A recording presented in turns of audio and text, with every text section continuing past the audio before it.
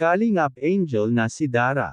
Hindi makapaniwala sa sinasabi ni Kalingap Rab na ipaayos dahil mapanganib.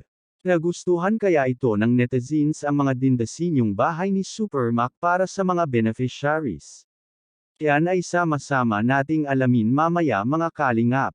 Pero bago ang lahat, wag nating kalimutang suportahan number 1 and only Kalingap Rab. Maraming salamat po. Siya si Super Mac, ang super engineer ng Kalingap Housing Projects. Sa hindi po nakakaalam, si Super Mac ay insan po ni Idol Kalingap Rab. Siya po ang pinagkakatiwalaan sa lahat ng pabahay projects ng Kalingap.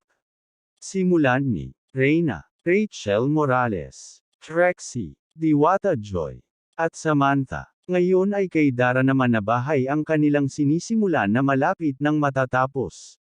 Laking gulat po ni Dara at ni Bea na sobrang ganda po ang kanilang bagong bahay ngayon. Dahil po sa inyong mga solid taga-suporta ng Kalingap.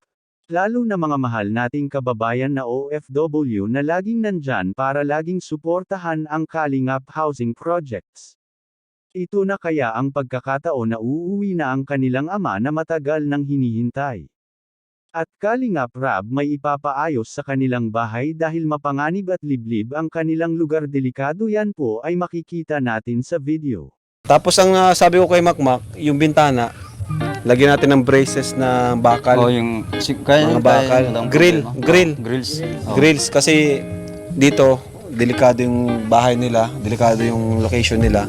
Oo, kasi medyo liblib. Ano? Kaya sabi ko, grills talaga. Oh. Ano? Yan po mga Kalingap, nakikita na po natin kung sino si Super Mac at ano ang ipaayos ni Idol Kalingap Rab sa bagong bahay ni Dara. At Kalingap Angel na si Dara hindi makapaniwala sa kanyang mga nakikita. Hanggang dito lang po muna ang Kalingap Win Updates ngayong araw mga Kalingap.